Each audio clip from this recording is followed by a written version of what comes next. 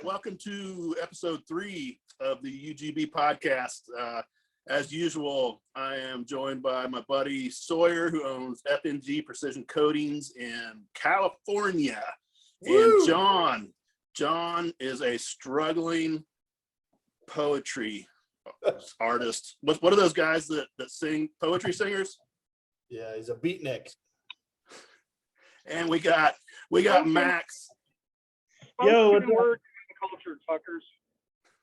Max is known by his Instagram handle, Fallout Prop Guy. He is our first guest. Max, I want to kind of start with you, man. So tell me, I got a couple questions, and I'm gonna, if I cut you off, it's because I want to go to the next one. But first off, tell me about your Instagram handle, Fallout Prop Guy. What the fuck is that? So, few years back, probably like late high school, I used to do like Fallout props of, from the video game. I would make just stuff from the world and post that, and that was okay. probably So to those of us that aren't gamers, I don't know what the fuck you're talking about. Oh, sorry, yeah. Post-apocalyptic, it's end of the world video game, and I used to make stuff, from it. Oh, man. Okay. That makes a lot more sense, because I had no fucking idea what the hell that meant. I did switch my name a few times out, but a lot of people would get confused where I would go because they would try to search me by my handle and couldn't find me. So I just ended up keeping it because I'm probably on my 8th or 9th account now. So Instagram's deleting you? They banned you a couple times. I think 2 of your accounts that you had since I've known you both got banned, and then this Fallout Prop Guy, the one you're using now, got reactivated, if I remember correctly. I got it was completely white screen for almost a whole day, and then I signed in through a computer and it started working. So I don't know what happened there, but yeah, no, I'll have my backup accounts get taken down quite often too. So I'll go to hop on one of those and they're gone, and those are always just more personal family accounts, and I don't know why those get taken down. It's probably for being too awesome. I mean, that's what I could hope. So I remember before I knew about you on Instagram, Sawyer sent us a group chat we were in, some pictures of you. You were competing at a shooting competition. Is that right? And I know exactly. With the medieval helmet on. Yeah, you had the medieval helmet on, and you were using a fucking Mosin Nagant or something. So I ran a competition against guys running 9mm PCCs with a M1 Grand and a Grizzly 45 Win Mag long barrel. The third run through, they made me stop using the handgun because it was knocking the target, the whole stand, over. Because everyone's running these, Glock 34 long slides and stuff, and I'll try to find some pictures. I have some where it's a fireball this big coming out the front of the barrel. I'm looking up the photo right now. Right now. We're gonna. Sawyer sent us these pictures of you, and he's just fucking tripping out, and it was fucking hilarious. And what in the hell possessed you to even do this? I think this was before I was working at the shooting range that was there, but I had a lot of downtime. I guess that's the. You were between jobs. Well, I worked for family wood shop, so it was I could kind of just take off whenever I really wanted to, and I mean, I'm more towards the AR side now, but back then I was buying the weirdest was always the coolest to me, so that was not milsurp stuff, but real funky. My main battle rifle for the longest time was a South Korean Daewoo. And I would show up to I did a few classes with my South Korean Daewoo, running all my and of course I had all my mags painted impossible to find now. And you probably But fucking like I sold it. said, what convinced you to do this? I mean, go to the competition and I got hit up the day of, and I just thought it would be funny. And the helmet's out in my room, but it's a good 16, 17 pound helmet. It's like a little cap, a layer of chainmail, and then the big like great helm that goes over, and it's all meant for that medieval cage fighting. So it's meant to stop like a full swing from like a mace. Hey, yeah, wait, it looks fucking horribly hold on. uncomfortable. On that fucking sport, because I find myself watching that shit on YouTube. How does a guy? It all seems like fucking Germans and shit. That is some cool shit. Now, usually I make fun of LARPers, but those guys are LARPers. I saw one guy took a spear under his helmet, through his fucking jaw. That's real world shit. Do they do that in America? They do. I know most large cities have fighting circuits for it, and like I know LA has a big one, Texas has a big one, and you could go do one-on-one fights. Bunker, I'm signing you up. What was that? Signing Bunker up.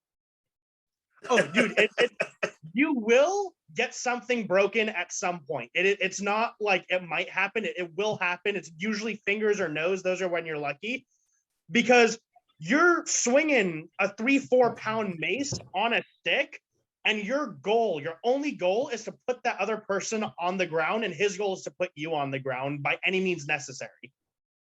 I blew my fucking knee out reaching for a 12-pack of beer. I'm out.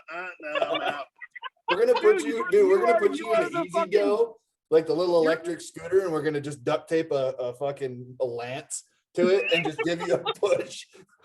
Tally ho, cocksuckers! Wham! I think we just position him. Okay, you don't have to be mobile. I'll get you some extra padding, and we'll just give you a fucking war hammer. I got plenty of padding. Just bonk dudes, man. I don't know. I'm tired of being in the hospital. I don't want to go anymore. Those boys dish it out, man. I watched. I know at the shop we've watched some videos, Max, and it's you know that meme, bonk, go to stupid jail. It's they just fucking rail on guys, and that one that you showed me where the guy was beating the other guy over the head like 15 times, and he's just like, Well, okay, so you see these guys get hit, but it's like you have to think they're wearing like 10 to 15 pounds of just pure steel on their head, and they're getting hit and like crushing like that. So there's a lot of power behind that blow. I was talking to one dude, and he said the one, like, you'll sit there breathing your own oxygen inside, and a lot of people will start freaking out. And then like someone will come and smack them upside the face and get like a spark to fly into their helmet, and then that will just like kick them back into the fight, because you get that like that ozone burn in there, and it looks fun, man. But I don't know if I'm down for it. I kind of just want to get the full suit to go get beers in like downtown LA with the bros, but Sawyer sent me a video of these guys. What were they doing? Like taking the Barbie 4-wheel drive little bitty kid cars. Yeah. That's down the hill and all that shit. That's called Rednecks with Paychecks. That's a whole event out in Texas where it's basically, I think it's like a combination of like a mud bogger, a meth, like some kind of a meth swap meet, like Sturgis and a strip club all combined into one. It's on Instagram, dude. It's not for the weak of heart, and if you don't have some money to go down there, because these dudes are they're driving jacked up trucks. They're doing the razors that are lifted. Then at night when the sun goes down, it's just like Do they wrap them? Wait, what? Do they wrap their razors? Oh no, I don't know. You know, John. Well, I'll tell you what. To the listeners, John's gonna fuck around. He's gonna keep talking shit. John's gonna keep fucking around talking shit, and I'm gonna get his face put on the fucking wrap, and it's gonna be just like a caricature of him going like this. But, for sure. John's revenge. All right, so my point to that whole tangent was at one point in my life, I'd have been all over the battling and the driving down the hill and the Barbie Jeeps and all that shit. But I'm past that now. I mean, it's funny and it's cool and all that, but I'm not anymore. That's why you Max, watch it on YouTube. Yeah. Well, so much easier to watch it on YouTube. Look at the number of people in the sidelines versus the amount of people doing the actual activity. It's like 100-to-1 ratio, you know. There's the dude, and I honestly, look, man, none of us are little guys, so it's like I've seen some big dudes that, like, the load capacity on that Barbie Jeep, man, those little axles are just a straining, and they get up. They get up and walk it off. I don't know what it looks so fucking painful. It makes my back hurt just watching it. Yeah, I'd do it, but I'd want a roll cage or something. That's my whole motto now. If it don't have a roll cage, I don't get in it anymore. Fucking dirt bike, I'm over it. Nope. Somebody's like, oh, let's go ride the quads. I'm like, nope. Does the quad have a roll cage? No, I'm not going in it. Fuck it. Okay, so Max, so you kind of met Sawyer at that shooting event, right? No, I actually met him out at a Ventura gun show. Yeah. Okay. Yeah, I was wandering around and I saw his table and it looked neat. And I always go with my dad. My dad always ditches me just because I'll stop and talk to literally every person at the show for like 30 minutes. And I hate you already, Max.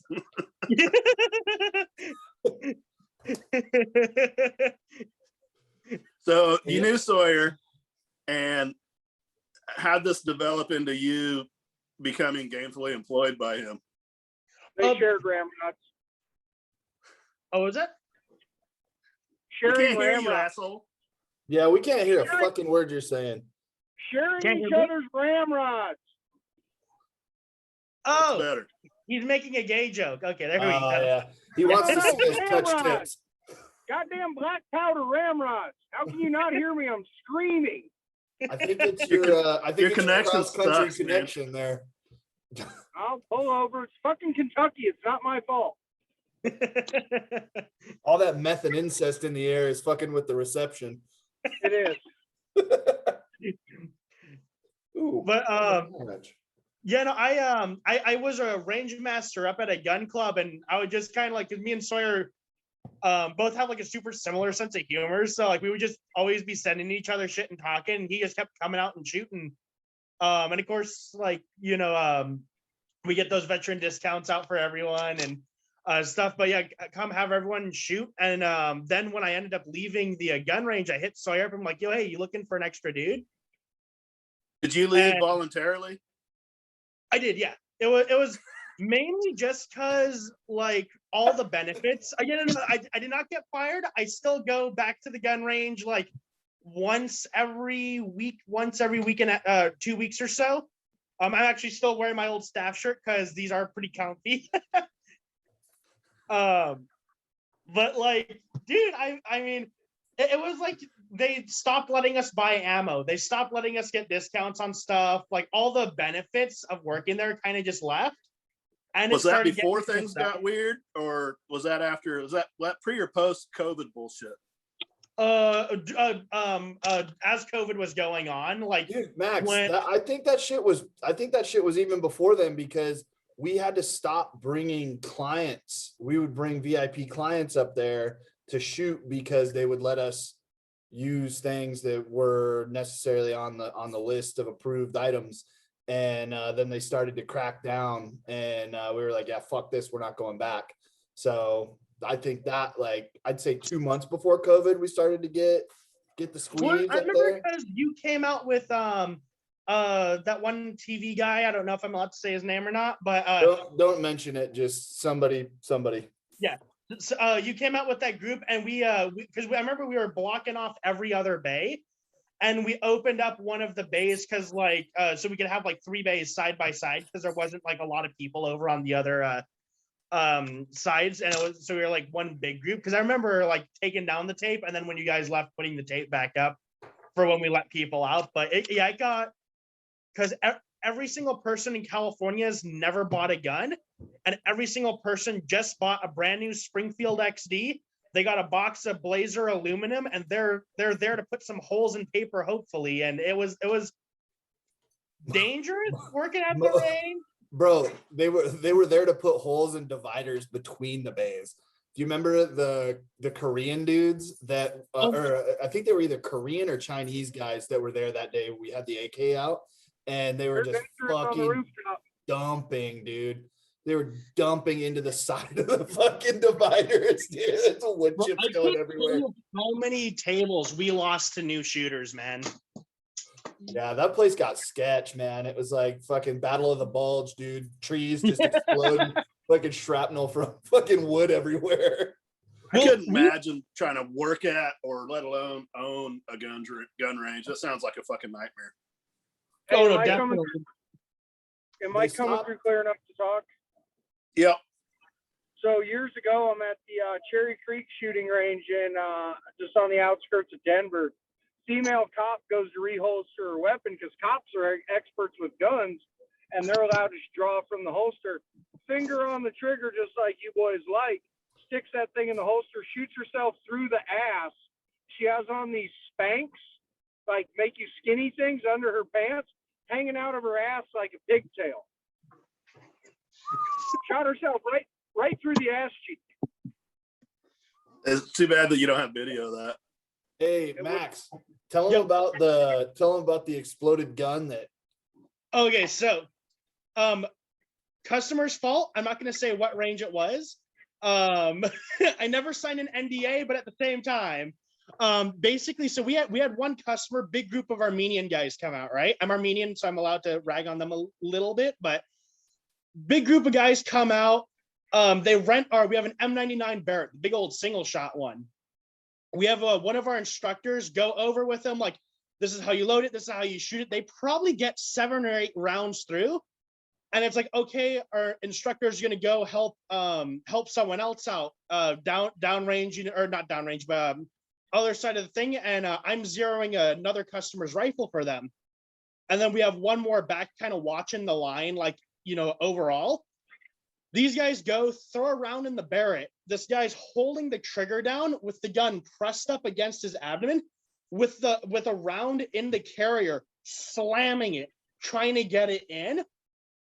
Overpowers the trigger mechanism, sends the bolt home, and of course the Barrett's not locked because he just kind of slammed his way through, never got to close it down. Round goes off, sends the whole bolt carrier group that's about that big through the back of the back plate, the steel plate, the rubber Holy shit, into his chest, right?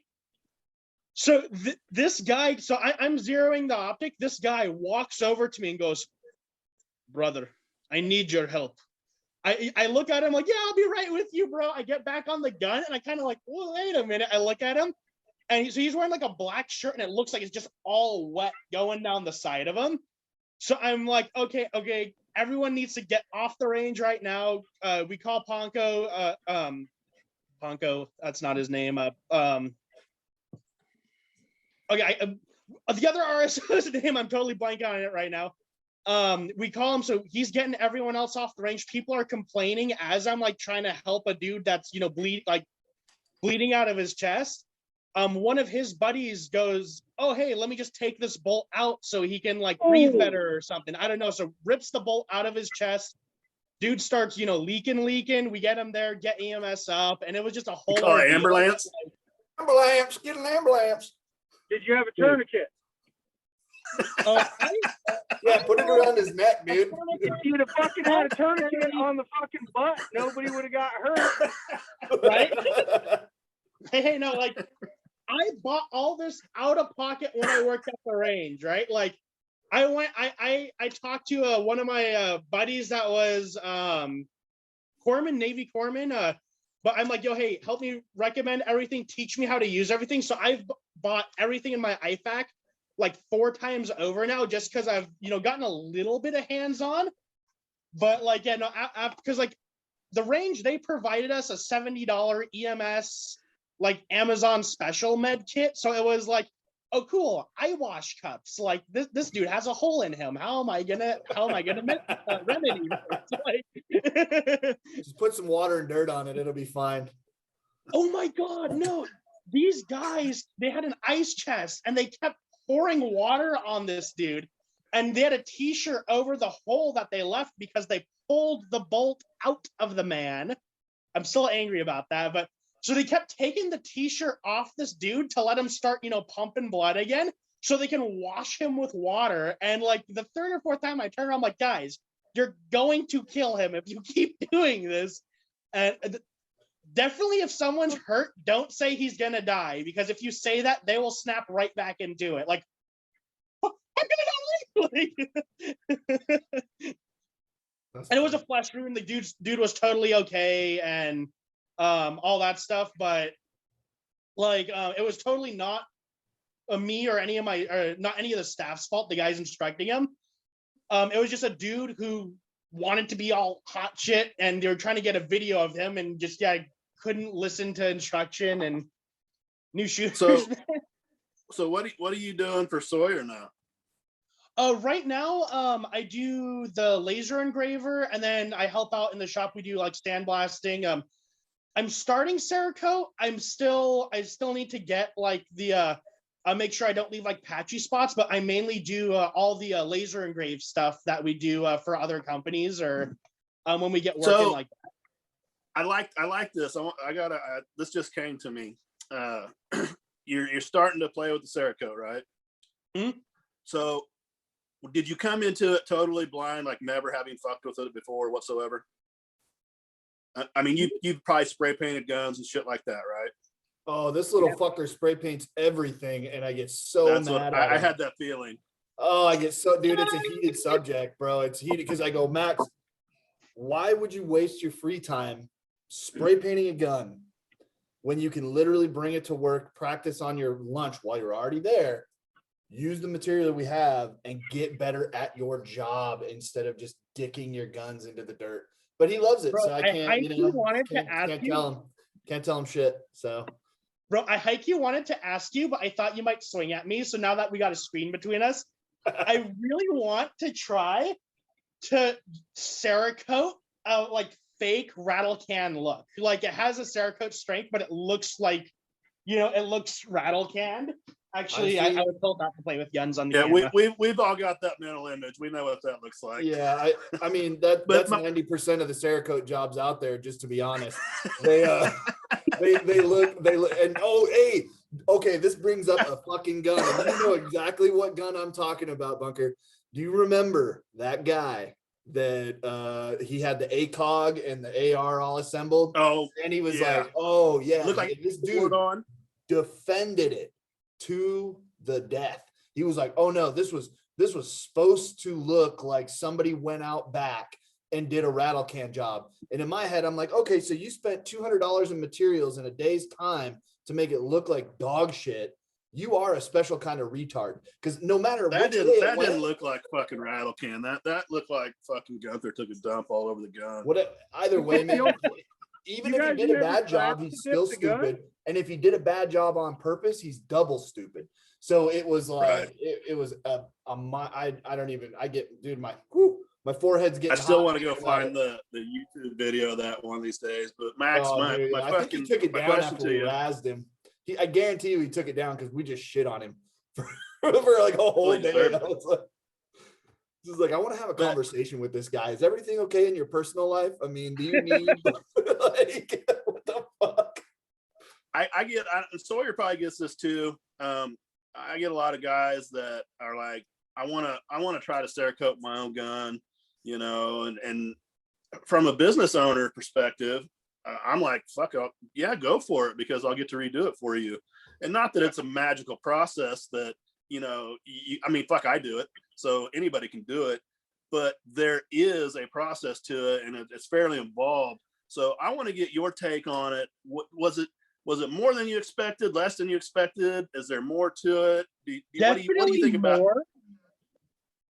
it? If you were going to do it if you're going in to do it on your own, from what you know now, what would you change your mind or what? If I was going to start Cerakoting on my own, I definitely want way more time on the guns themselves. But if you're going into it, you have to be willing to spend a lot of money on just proper equipment. I mean, like with anything, you like, you can do everything all Mickey Mouse and fucked up, which is, I mean, how I used to do a lot of stuff. But like, if you want it, you want the end product to look good. If you don't want it to look all like rattle canned and janky and stuff like that, you're gonna have to invest in like a cheaper bead blaster. You're gonna have to invest in, I believe it's a certain type of sand we use too. Rubber gloves. You're gonna have to take a lot of time throughout the whole process. And if you fuck up at some part during the process, you're gonna have to, you know, blast it down and start again. Because like, yeah, you get to completely fucking start over. Oh yeah, no, it's not like, okay, let me just fix this. No, it's you gotta blast everything back down to bare metal and you start again. And I do not know how many times I've had to start over on something just because like one of the other guys in the shop would be like, right here on the underside, there it looks like maybe like a grain of sand or a few grains of sander in it. Like, no go, man. I absolutely respect that, like the absolute, like the perfection and like the pride in the work that goes into stuff. That's what I was gonna say, Max, is, and Max can attest to this for sure.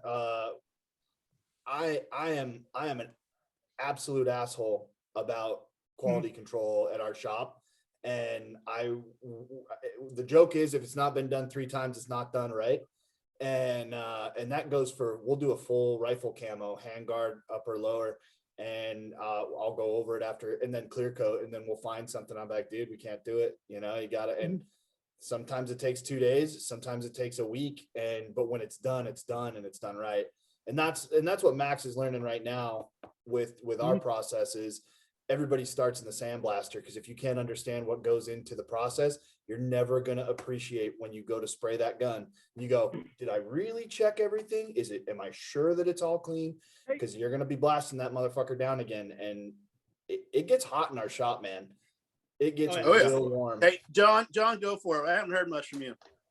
Can you guys do like a little quick Cliff's notes on what the actual, because I won't lie, like until I paid Bunk to do like Cerakote job for me, I mean, I always thought, I was like, holy shit, $300 to paint a gun? Hell, $8 rattle can sounds pretty good.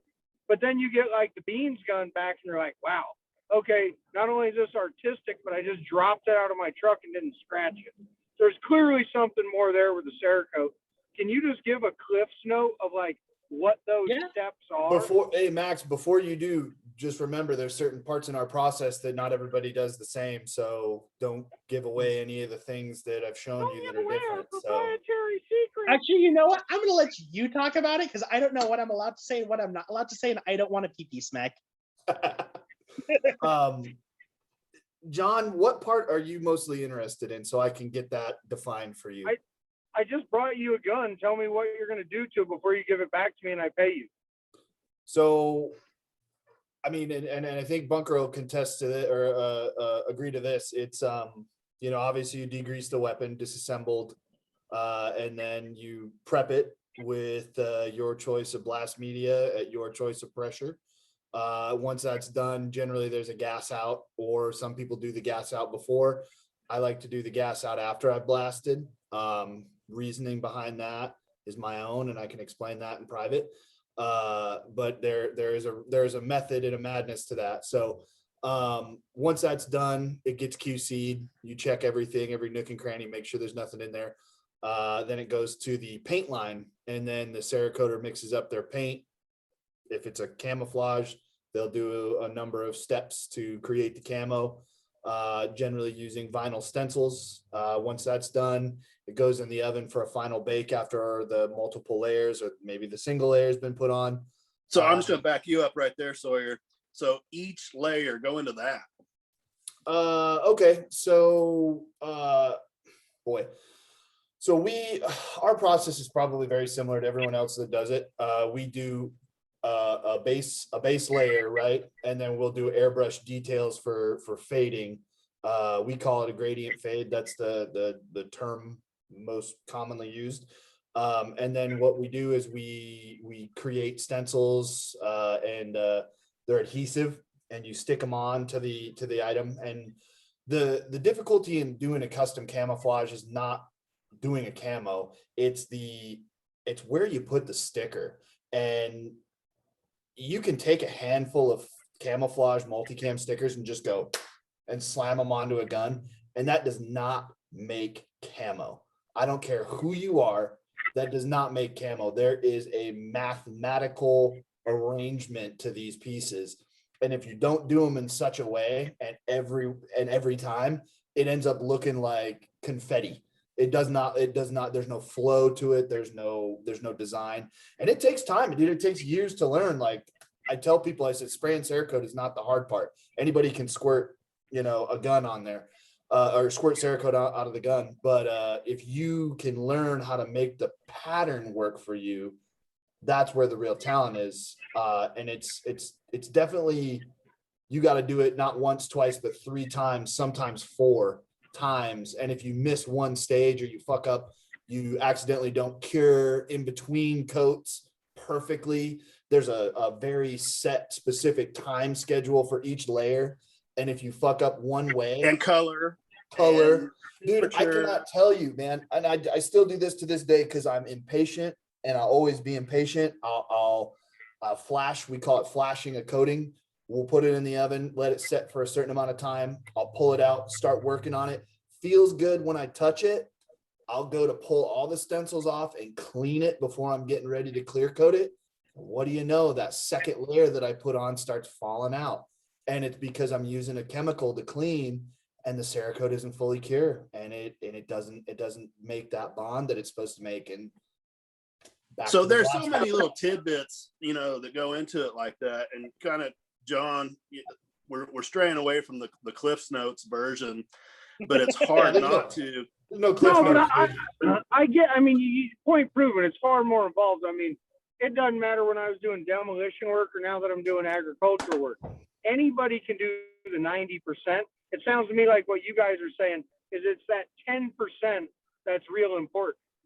As far as just spraying it, that's easy. It's all the little steps. It's all the, that's what takes time to learn. That's what takes redoing shit to learn. Think of it like pouring concrete, John. Anybody can pour concrete, but one guy can finish it. Yep. You know what I mean? So it's the same. And then there's stuff that, like, I know Sawyer and I will see, and Max now too. One thing that just fucking, it infuriates me because it kind of like on the perfectionist level, the detail, and if I see somebody's work and you talk about putting the stencils on, the vinyl stencils, and the lines aren't clean on all the ridges and all the peaks and valleys of whatever piece you're putting it on, and you've got foggy overlay where the vinyl wasn't adhered to the part. I mean, that shit just drives me fucking insane because it's a pain in the fucking ass to do, is what it is, to make sure it's all done correctly. But man, a lot of people just don't give a fuck. Bro, I know for a fact I've sent you magazine cover photos a couple of years ago from big name Cerakote companies, and that opens up a whole nother can of worms about who's cool when they get, like, we've done magazine articles, and every time I've done one, I'm fucking losing sleep because I know everybody's gonna see every flaw. You got guys that just don't give a shit, and then when you say something like, hey man, did you notice, you did an American flag and there's blowouts all over the stripes. Number one, it's the ensign of our country. You should have a little respect when you're doing those jobs. And number two, how do you look at yourself in the mirror knowing you fucked up, and then when you get called out, or not even called out, but in friendly conversation, you just go, oh yeah, that's stylistic. We did that on purpose. No, you didn't. No, it's fucking lazy. Yeah, you're a lazy piece of shit that didn't care enough to do a good job. But since you got a big following, it's okay. Because if whatever you say, your fanboys are gonna back you up. And it's like, oh yeah, all that sand in there, we added that for extra grip so you hold the rifle better. We wanted the texture. Yeah, it's like, dude, I've heard every fucking excuse in the book, and all it boils down to is sloppy workmanship. And I have done it myself. I am not throwing stones in the glass house. I've done it, but I always. But you learn from it. Throwing one out there here, boys. Just cross state lines, which feels good, particularly given the current company I travel with. Bunk, I asked you a week ago about how your loadout changes when you travel. Oh, I love this. I had to go there, so man. for me, I just crossed into Kentucky, which is a friendly state, and there's a state to the north that's not so hot. So, yeah, and this is. So I don't really give a fuck where I go. I'm just gonna say it. I'm with. So if I'm going to travel anywhere where I'm gonna be an overnight, I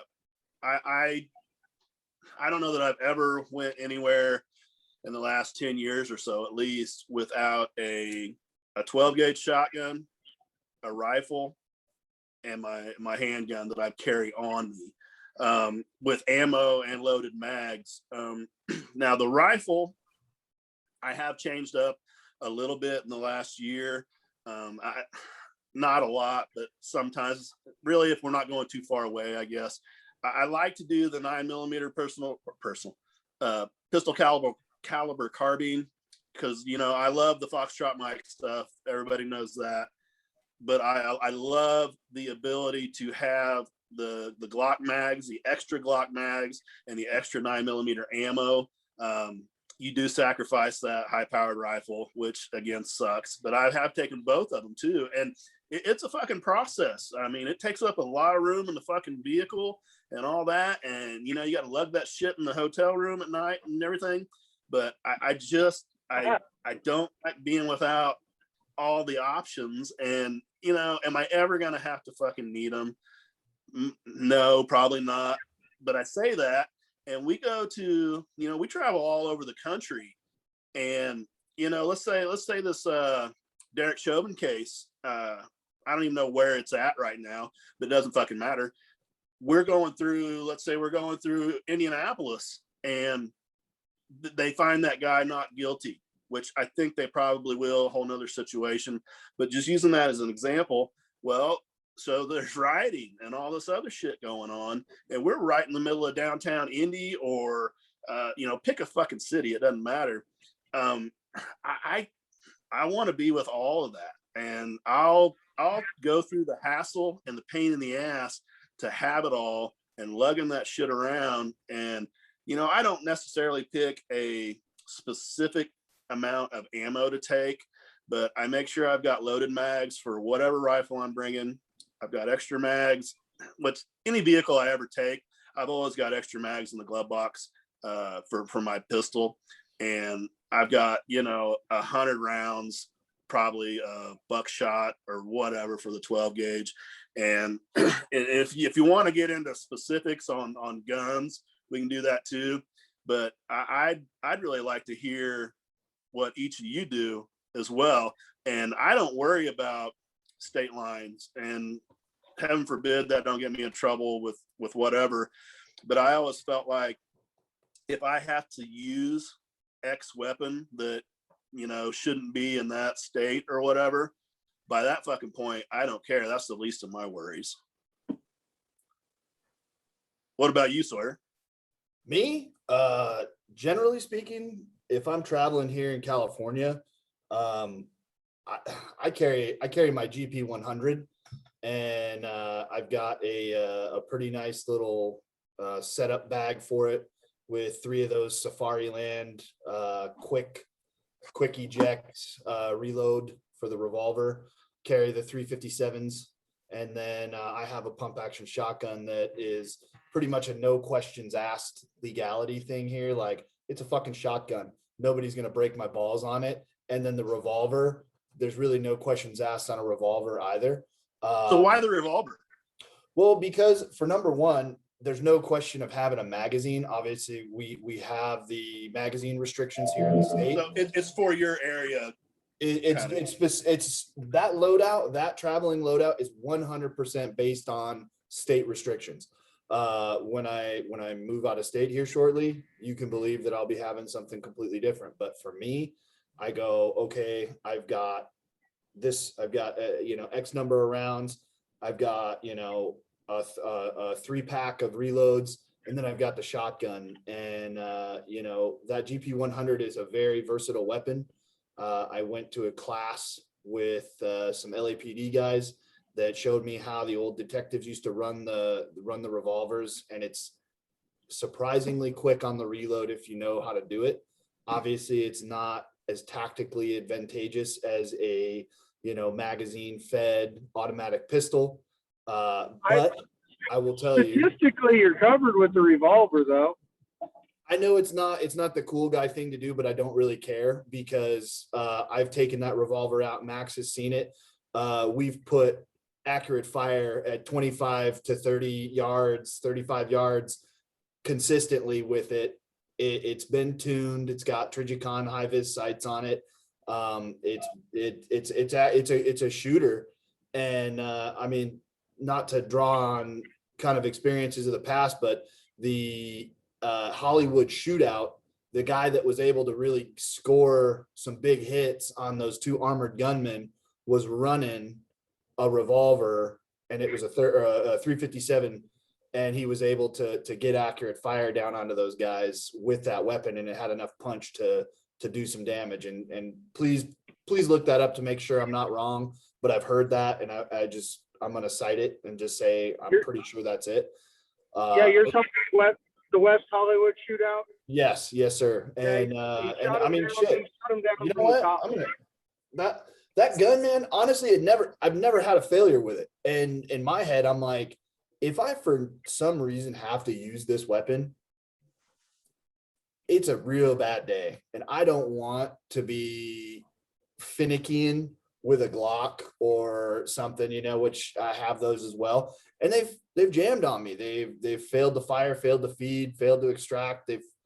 You name it. I've had dud loads with it, and and I'm not shitting on Glocks. I've got them. I like them. They have their place. But if anything mechanical can and will fail. The less parts there are, the better. And the revolver has 3 parts, or 4 parts. So.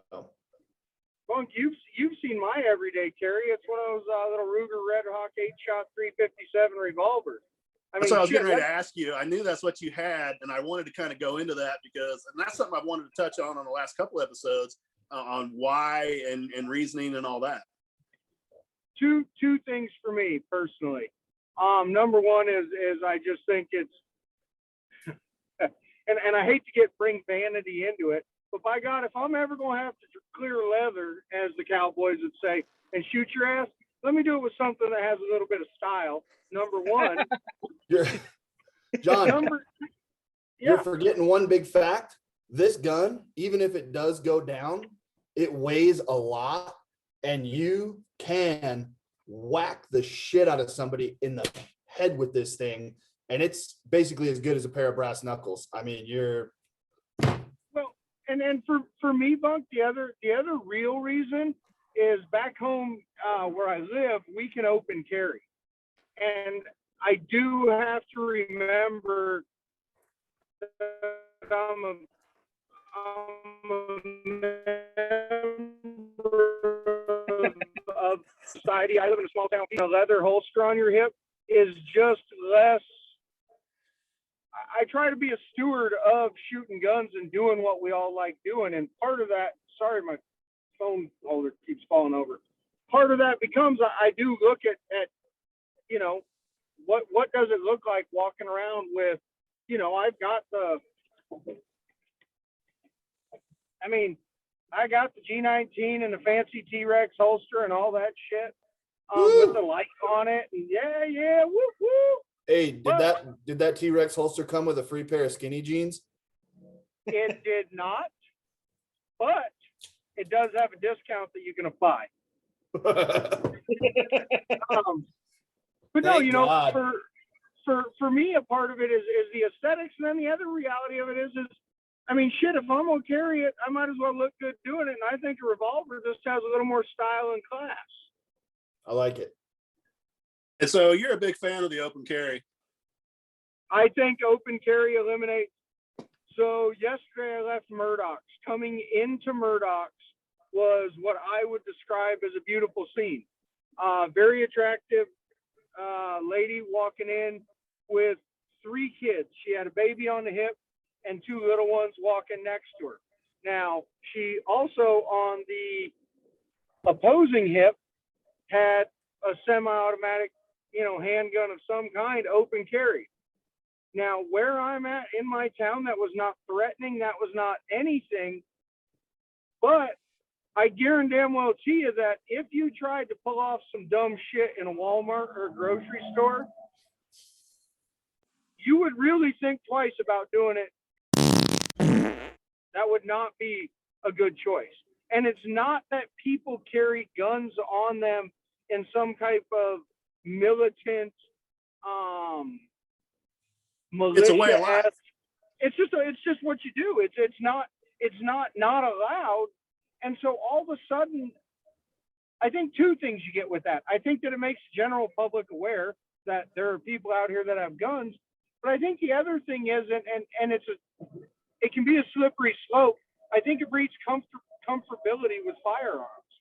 And we talked about it, I think, on one of the last shows that we did about how many times we've taken a new shooter out, and the second they're around a gun and hear one go bang, it's a lot less scary. Well, when guns become normalized and people are carrying them, no longer does everybody, nobody's going to look at you like you're a criminal because you have a gun. Whereas, I mean, I carry a knife. I mean, it's not huge, it's not big, but I carry That's what it she said. It gets the job. She also said it got the job done, so I'll take that. But I mean, I carry that everywhere I go. And just this last weekend, I was at a trade show in Denver, and I walked in and had a lady grab me by the arm and said, "No weapons allowed in here." And I was like, "Well, what's going on?" Only to realize she was referencing my knife, which to me, I mean, is no more a weapon than a big pen, a pencil. I mean, you tear a guy down with a lot of different things. So I think for me, the revolver personally is the aesthetic side of it. And then, to the open carry, I think open carry is the way. Hey, just a little touch on that. So yesterday, the state of Tennessee passed a bill, and open and concealed carry are now considered a constitutional right in the state of Tennessee with no permit, no registration necessary. You just strap it on and head out. Open and concealed, pals. That's what Kansas is. Fucking awesome. Tennessee has a 48 state reciprocity for their CCW as well. I was doing some research on it today. Obviously that we're headed that direction. So I'm like, I talked to the local cops down there and let them know. And they're like, "Hey, look into it, because it's easy to get. 2-hour online class." So, John, what are you doing are you carrying anything else when you travel? Yeah, so Go that ahead. was actually my next. I, like you, have gone to the FMP. I mean, let's just be real. It's hard to deny that much firepower right there. And if you guys, I am driving here, and I don't encourage people to Don't do crash. stupid things when they drive, but Just whipping the AR pistol out. let me see. This is my go-to. I've got a little, yes, that is a Harbor Freight. It's not Pelican. And yes, I will attest to, if you drive with it from Colorado to Kentucky, you will not be able to open it until you break the airlock. It works. But I roll with that in a little box like that, sets in the back of my truck. And then I've always got an AR. I've got an AR or a long gun stuffed between the back seat. And that's more just for back home. I mean, that's a coyote gun. That's just, you got something to shoot at. But I mean, I'm never going to It's be an somewhere. everyday deal. Mm-hmm. Yeah, I'm never going to not be somewhere with, at the very least, a pistol and either that FMP9 or I'll always have a pistol and a long gun, regardless of situation. And then, last week when I went into what I now declare hostile territory, I did a little more exaggerated loadout. I've got one of them cool, what the hell is that thing called? A TAC-30. Remington made the semi-automatic, little short stubby ass shotgun. The It was the VTAC. 11. Oh 11 yeah, those are cool. I think they're cool. Yeah. I got lucky and had a buddy when Remington first came out call me up and say, "Hey, I got 2 of them." I said, "Well, shit, I'll take one." It's a fun ass gun to shoot. And yet the reality of it is, it's that long, and you've got 5 up and 1 down, and it's semi-automatic. You don't have to go through the motions of pumping it or nothing. I mean, it'll get it on. Hey Max, what's the name of that gun? You're a venerable encyclopedia. The Tech 19. No, not the Tech 19. I think it's a Tech 13 or something. Yeah, I know exactly what you're talking about. Out of The all TAC 14 is the pump gun. Touch on stuff. And All I'm right, not, Max. Go ahead. I was going to say, I'm not against the pump 13. gun having shot one. It is a little scary to run your hand to the end of a pump stroke and realize you're at the end of the barrel. Yeah, it's a TAC 13. TAC 13. It's got, from what I can see here, it's got an overall rating of 3.5 out of 5, but you know how the gun people are. Everybody hates fucking everything that isn't theirs. So you could have the best thing in the world and they just be like, oh, fuck that. That thing sucks. It's like, Well, oh, you'll yeah, have that or people who will put a box through a gun and then claim it's the best thing since sliced bread.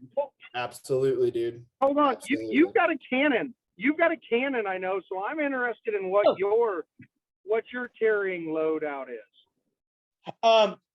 So people who follow me for a long time, I'm sure my followers, I'm going to get them to come through. No, I used to carry a 357 Magnum Mark 7 Desert Eagle, full size, on my 1 o'clock, and then I had 3 extra magazines on it for me. So I had 4 9-rounds plus 1 in the chamber, and I had some Corbon nickel-plated 357 Magnum, and that was like my old carry rig. I had to wear suspenders so my pants wouldn't fall. That's a lot of fucking work. Oh, dude, I this shot guy's that car. gun. Dude, I went to work with that gun every day, and I put, I would buy bags of our 357 Magnum reloads at work, and the second I had downtime, I was, practicing drawing and shooting that firearm. So I don't carry it anymore, not because I found something better. I shot the Magnum to death. Like, I was shooting it one day and I had like a catastrophic failure and the whole gun disassemble itself. But I was like, not joking, not exaggerating, probably into like 15 to 17,000 round range. Holy shit. On that rifle. Like, I'll Sawyer's seen my desk. I have closets and closets of ammo. People joke I'm part of the reason why no one can find ammo in California. Like I carry my LMT wherever I go, and I always carry 9 of my breast cancer awareness Magpul Gen 2 PMags loaded. And I'll always carry, a few extra little baggies of range ammo if we pull off somewhere. So you emphasize the breast cancer awareness. Is that near and dear to you? No, I just think, I mean, not that I'm, the reason I like them is because I've never seen anyone else run that salmon pink PMag. And I know whenever I go to stages, whenever I go shooting, no one else is going to have a pink PMag except for me. And I could be like, that's my magazine. Like, I have a bunch of weeb shit like drawn all over it. Like, you didn't draw Mount Fuji on your 30 rounder, bro. That was me. Like, I definitely Max has an interesting collection of different magazines. Like, some of the shit that he shows me at work, I'm just like, why are you standing at my desk right now? What are you doing? Like, go do something productive. And then he'll show me something else and I'll be like, dude, I didn't know this existed. Can we get 6 more of them? So it's like, color case, bro. Who showed you color case? Max is the one that put me onto this new thing we've been doing at the shop with that color case patina look.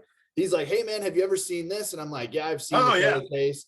Some of that shit. I've got some on I've got a David Pedersoli Kentucky pistol that's got a color case on it. And I've always been like, oh, that's fucking cool. Well, oh, I know, I'm going to buy that. He put me onto the patina thing and I started doing it. And it was one of those things where I'm like, I would have never known that this was even, and dude, it's a super FUD, like old school way to do it. Like, nobody does it that way. and the guy that's pioneered that process is super old too. So it's like, because of his obscure kind of like, he looks at everything where a lot of people just are like, they're focused on like the Haley strategic page or like what's the newest up and coming thing. And it's like, oh no, dude, cast aside the future, focus on traditions. And it's like, from that perspective, we found a lot of really cool usable tools that have applications in today's market. And it's stuff that people are like, what?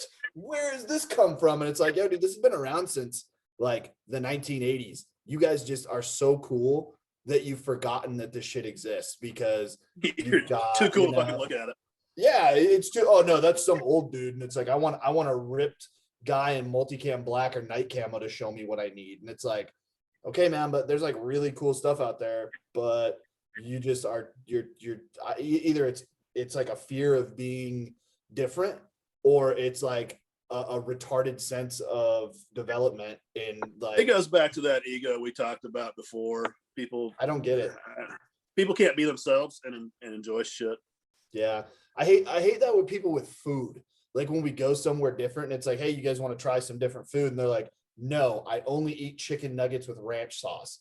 And I'm like, fuck, you're boring, dude. Like, let's try something different. It's like same thing with guns. It's like, hey, you guys want to go shoot black powder? Like, ew, that's gay. And it's like, what do you mean? Have you ever done it? Also, have you ever done anything gay, John? People just poo-poo shit. Like John poo-poos black powder all the time. But I tell you what, man, when I see you next, I'm gonna put this 70 cal cavalry revolver in your hand, and you're gonna fucking shoot something, and you're gonna go, oh my fuck, I just shot a cannon in my hand. Like, dude, I got my foot's on my cannon right now. Like, I think you should fire it off right now. No balls, just right out the garage. The last time I shot the cannon off in the valley, it was 4th of July, and the police copter was still searching for us. Dude, like, half the street's car alarms went off. I put way too much powder the first time in, because I literally had a grinder jar that I was just eyeballing gunpowder into. I didn't have no measure on me. Yeah, fuck measuring. That's how I cook. Yeah. We have a mini cannon at work, and we fire that fucking thing off all the time, and we never know how much we're putting in, and it's always like everybody runs because we never know when it's gonna become like just like a miniature pipe bomb and just fuck everybody up. Because it's if just we like, die, it's what God wills, man. What were you gonna say, John? I said I saw you were sitting there with that long slide. I was waiting for you to bring that piece out, and I mean, not a lot of guys get away with that one. Is that the long boy? So, yeah, that's the 10 mic. I got some of these today. Oh yeah, some of the rat shot. I just got them like 3 hours ago, and so before we started this, I baited some peanut butter in the shop, and you guys are all probably well aware of my mouse problem. And I saw one running. That's why I keep looking over there. I saw one run across and he stopped. If you start shooting in the middle of the podcast, we will not be alarmed. I was trying to figure out what you're up to. Yeah, and so I know he's got the scent for it now, and I'm waiting for that little fucker to come back out, and I want to I've been wanting to shoot one with this so fucking bad, and finally got that ammo today. What optic is that on that? It's on the Holosun. I can't see it. Holosun 507C. Oh. X2. How do you like those? How do you like the Holosun items? So it took me a long fucking time to warm up to the Holosun shit.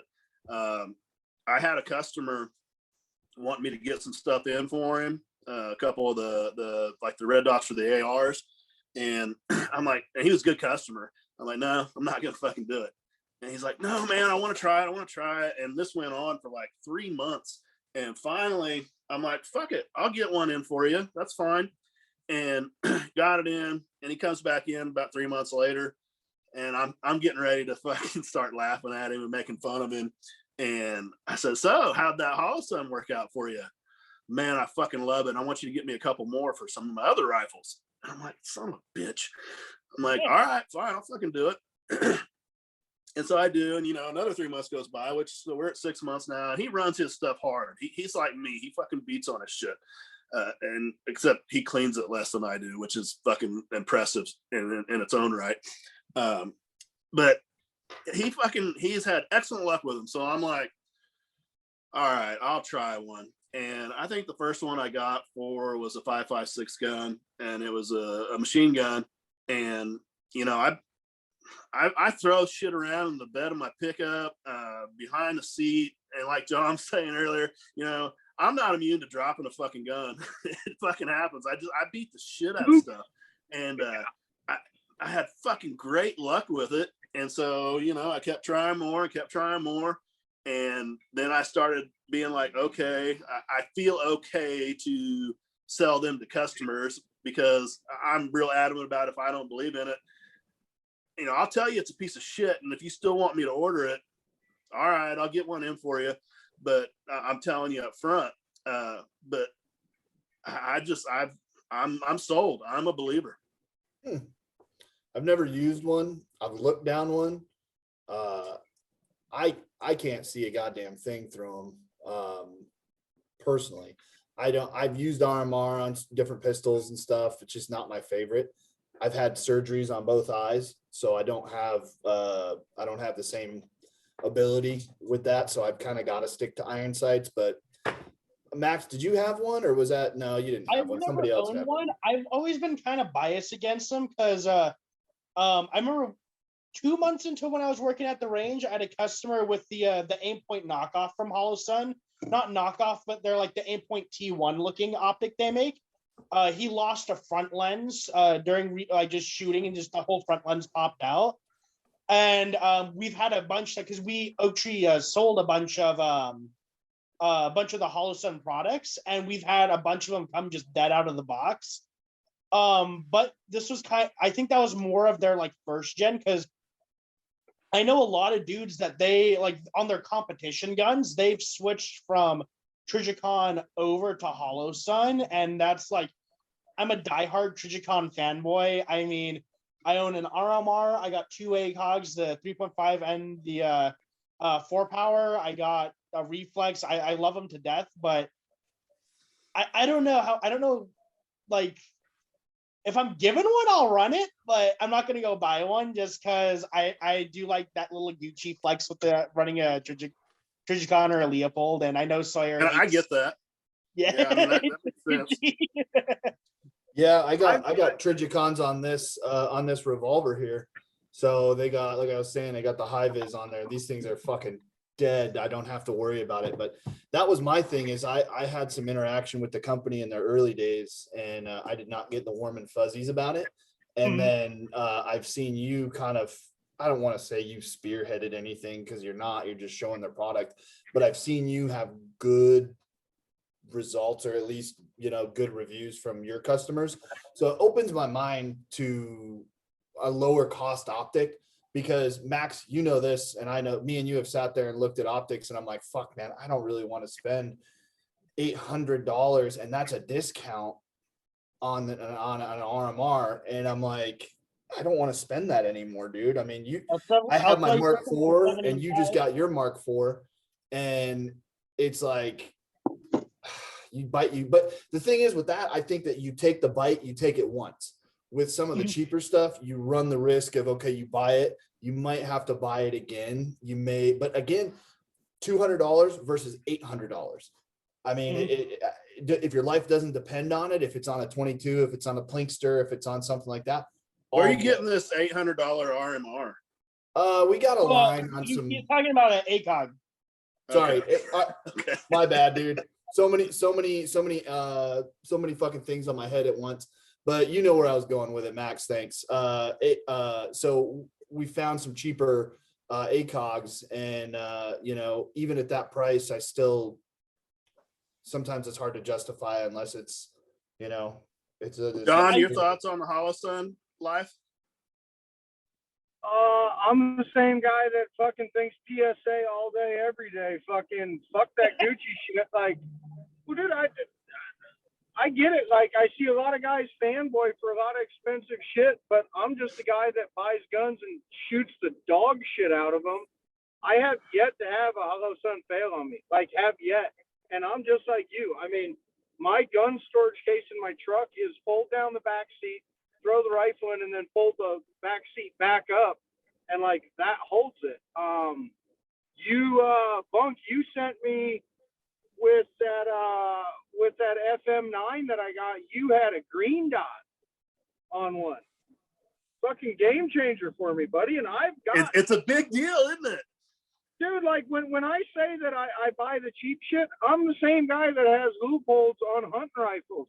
And I've got fancy fucking red dots. But let me tell you what, don't think twice about taking that Hollow Sun and just throwing it in the back of the UTV when we're on the ranch. Shoot the shit out of it. When the kids drop it and it gets dirt on the lens and they take their little booger picker and wipe the lens off and scratch the shit out of it, you know what? It still shoots and it operates. And I really don't, like, man, I've had fancy shit fail on me just the same, you know? It's interesting. Yeah, it goes back to anything mechanical or even electrical can and will fail. Yeah, at least they don't catch fire. That's the one pesky thing about electrical. Man, I was gonna try a fucking light up Olight today, but I got so busy at the shop I didn't get a chance. So I don't even know what brought me to it. If somebody sent me a post or something, but come to find out, if you look at their Instagram page, they've got like, I don't know, 178,000 followers. I don't know. It's a big page. And they'll get like 300 and 400 likes on a post and like, I don't know, 10 comments. That's what happens when you pay. That's what happens when you pay for your followers, man. I know. And Fan club on Facebook. I was wanting to put them on blast, and I just didn't have fucking time today. Dude, Max, tell him about you going on to. Max goes on and shills on their page. Or not shills. He goes on there and fucking trolls on their page, and just it's the funniest shit I've ever seen. If you go to the Olight fan club on Facebook, it's literally like the same, like the most white sounding dudes, and they're like posting like, you know, 50, 60 boxes of like every color of Olight because Olight got to, you know, get those products out to the California Cowboys and stuff. But like it'll be like some dude with like $6,000 of Olight. He's like, oh, look at my collection and stuff. And it's like all the comments are these like super like neckbeardy looking dudes. Like, I mean, like all these dudes just defending the crap out of their products. And so like I'll go out and like I'll go talking, like, you know, some dude will be like, yeah, I got 15 Olight, like their Valkyrie Pro or whatever, the flashlight with the lasers, and I got every color and I love them. And I'll just be like, why do you have this many lights from a company that's just known to not be good? And like I ended up getting kicked out because I told them the reason because one guy tried to start like a whole argument and put me on blast. I'm like, the reason I'm here is the same reason people go to the zoos. It's I'm just here to look at monkeys and see why they do. And I wasn't. But dude, I was posting that story. Some guy had an Olight and he had it in his mouth when he was working on his car, and the battery exploded and legit killed the dude. So I'll be posting like, yeah, you know, Surefire super cool. The Streamlight's neat, but does your flashlight have confirmed fucking kills? I don't think so. And you know, shit like that. And like, oh yeah. I think that shit's fake though, dude. I don't think anybody owns $6,000 in Olights, because if you do, number one, you're a small brain, because why are you spending $6,000 on flashlights other than totally the company? Because it's like they all still have the plastic wrap on the products. Yeah, like that's they some just dude like, you know, Daniel Song or whatever. Yeah, it's guaranteed it's one of the owners that made a fake Facebook account. He's creating the air of a collector item. He's like, look at all my fans that buy everything I make. I am the flashlight god. And it's like, bro, trace that shit back. It's the same dude. He's just taking his latest product shipment, posting it up, and pretending to be a fanboy. That's all it is. Oh, yeah. It's puffing his chest up. There's And, no like- way, dude. Hey, John, I want to know what your latest trendy pokey find is. Oh, dude, Dude, Bone, let me see your finger real quick. Now imagine trying to fucking penetrate anything with that. Dude, they made a fucking lipstick tube that has a fucking point on the end of it. It's big around as your finger. I swear to God, I'm done with the fucking pointy shit, man. Like, dude, I just look at this shit, and here's the worst part. They're peddling it off as like, ooh, it's a lipstick tube. Hide it in your purse. Go get caught in a fucking courthouse with that shit hidden in your purse. Number one, it's ineffective. Number two, it's a fucking felony. Like, this shit has to end. I'm on a personal campaign. So what was it expensive Like, too? At least tactical Sharpies that people always post up, like you pull it out and it's like a metal spike like this big and shit. Like, I'm grabbing the photo, John. I'm grabbing the photo right now. So Max, you haven't been here for the previous couple weeks, and you will now get my shared Instagram shit that I find. But man, like, I don't know about you, but Bunk, like, let's be real. If I stabbed you with an object outside of your eyeball, there it is. Like, look at that. It's a fucking. I mean, I applaud them for the effort. That looks like a engineering feat. screwdriver, like But, so much better. I mean, I'd use that shit to clean my fingernails, to be honest. Like, it's fucking. I mean, I guess if you stab somebody in the side of the temple or you get lucky, I don't know. Yeah. Scratch Okay, them. yeah. Maybe you could take your palm strike and drive their fucking nose into their fucking brain too. See, like, I don't get why people like carry a screwdriver. Like, look at, like, no one would be like, oh, hey, this guy has a weapon. Just like a little, like, if you're gonna do stupid stuff like that, why Well, pay guys, their stupid money to like $50? Here's one of the things I look at. If you want to do criminal shit, look how criminals do it. So years back, I used to ride motorcycles quite a bit. Had plenty of buddies that did it. So damn it, John. Son of a bitch. John, Back up. They rode around. They rode around with a 10-inch crescent wrench or a fucking ball peen hammer in their pocket. Mm-hmm. Yeah, I mean, it's just as good, and we'll do more damage. Reason being, if you get pulled over with it, it's not illegal. There's nothing illegal about a fucking crescent wrench. They started to fucking change things a little bit. Like, I'm not, again, don't quote me on this. This is just hearsay, 100%. But I've had buddies, old timers, that are like, hey, don't get caught riding around with a baseball bat in the bed of your truck. Throw a glove and a ball back there. So if you ever get pulled over, you can say, oh yeah, I was playing ball, because a baseball bat alone is implication of intent. Or okay, well,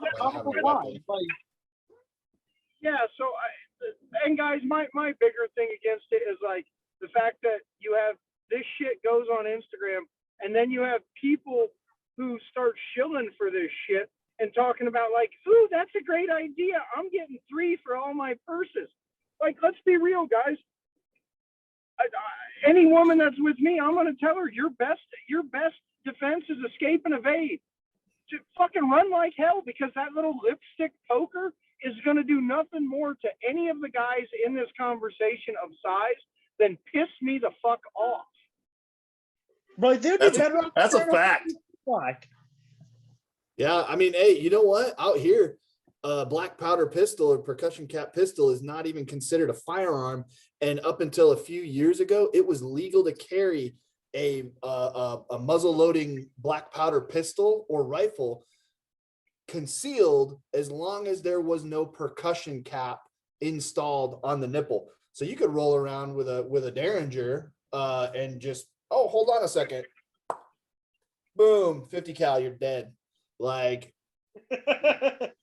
I'd take that over a pokey fucking lipstick container, you know? So yeah, I mean, I guess that's where I'm at, guys. Is like, I don't, the whole Instagram infatuation with these like sharp, pointy objects. I wonder, A, how many people really would use it, B, if they understand the legality, and C, like, if they don't realize that you could just take like your old #2 wood pencil from school. That's a pretty deadly tool, and it's not going to get you in trouble anywhere. It's accepted in all permissible, what do you call them? Permissive environments, yeah. Permissive environments. You can walk in with a fucking sharpened pencil anywhere.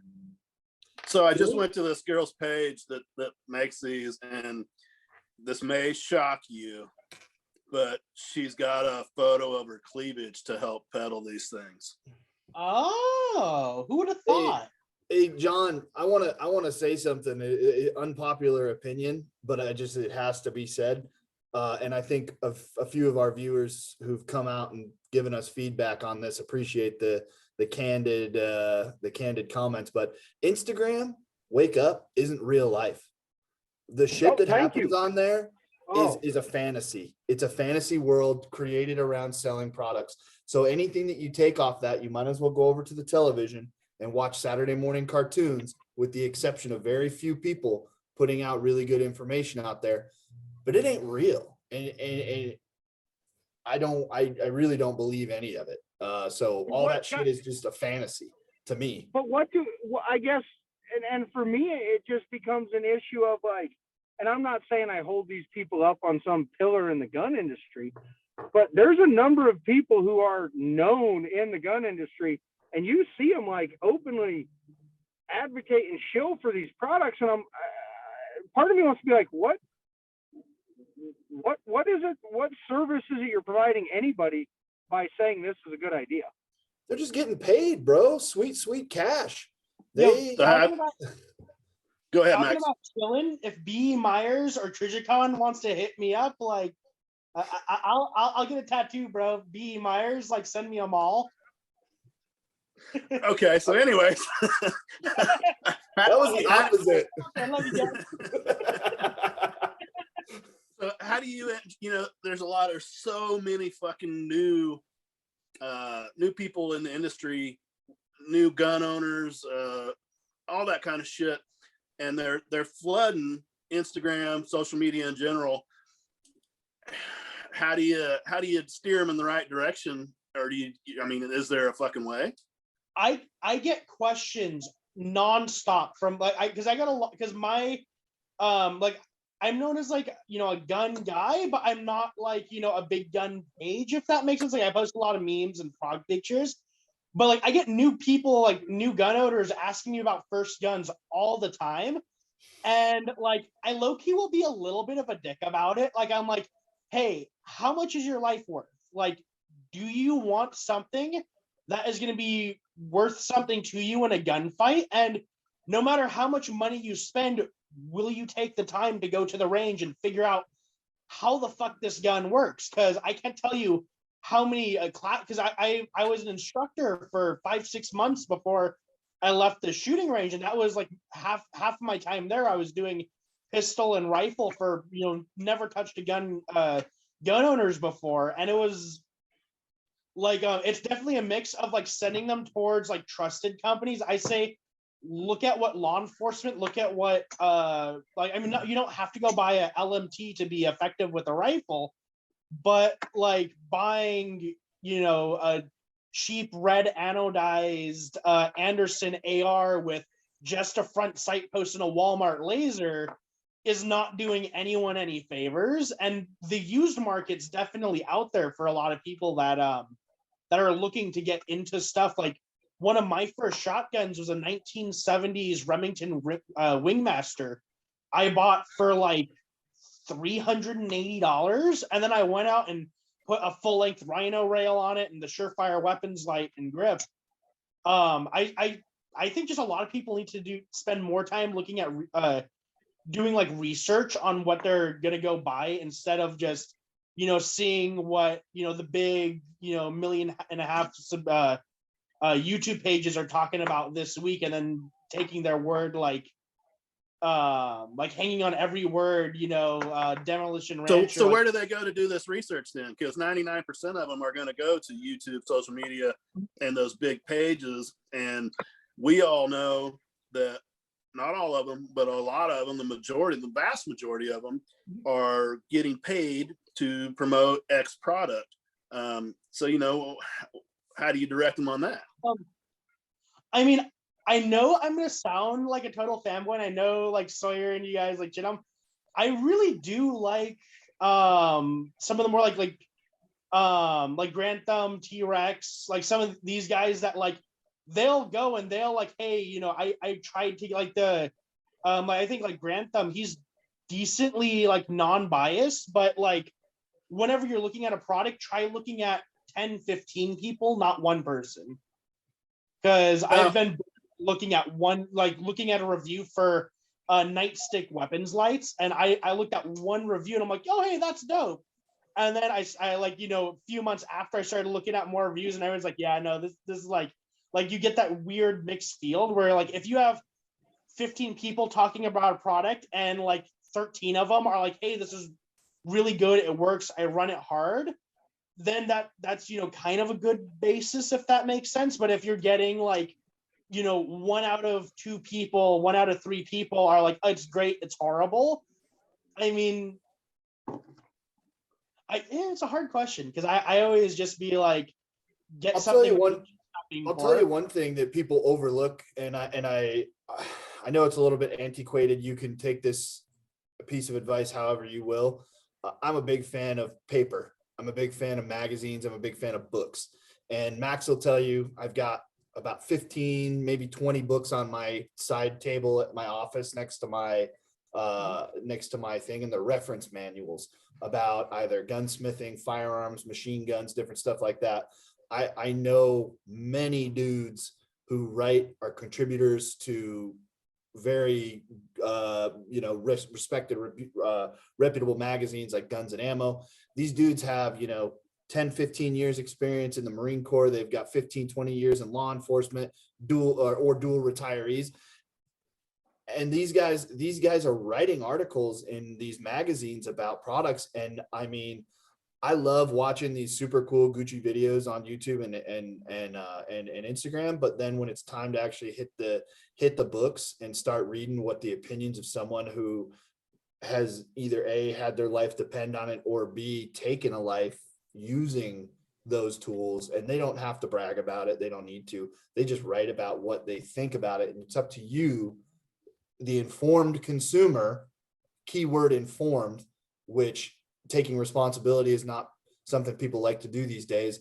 But if you really want to know, I say go out and dig, go out and look in a book, go read about it. Don't take somebody's quick. It's easy to watch a video. I mean, you just absorb it. You're like, oh, cool, visual. But I think that's a fucking fantastic point. I really, really do.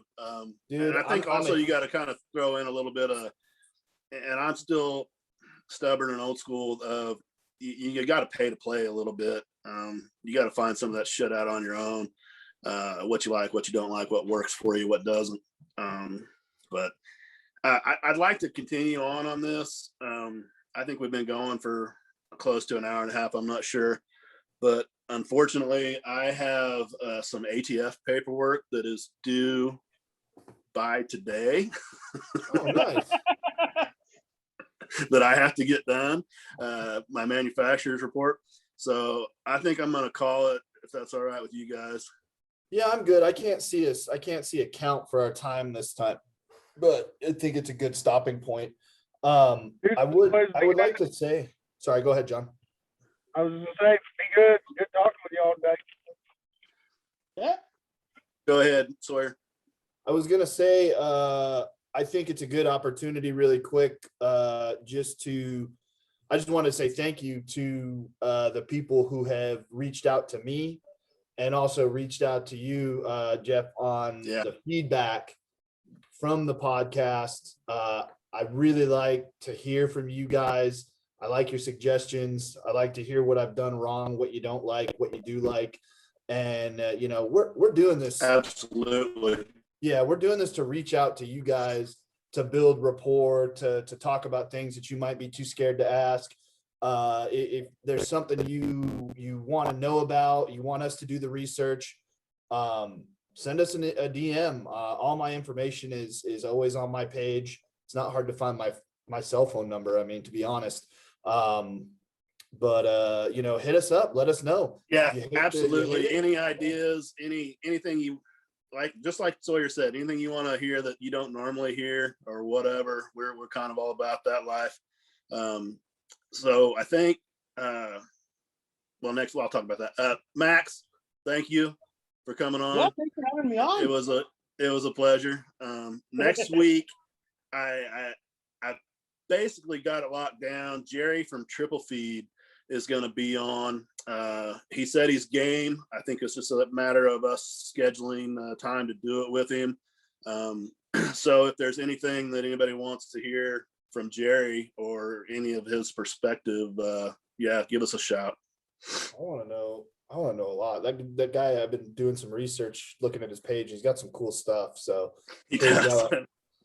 I'm sure he's got a lot to teach us. And he's buddies with Mike Levy from Knockout Lights, one of my buddies. And that guy's a straight shooter and a real like low key for as big and influential as he is. Probably one of the most humble, nice, kind. I mean, I can't say enough positive about the guy. So I imagine birds of a feather kind of flock together on that. So I'm looking forward to meeting him. So yeah, it's exciting. Yeah, Jerry strikes me as like that Tony Cowden type. He's a fucking real deal, and he'll tell you how it is. Good. Let's. I think that'll be a good feel for the show. But all right, boys, I'm gonna take off too. Max, I'll see you tomorrow at work, and we'll get some more shit done. All right, see you guys.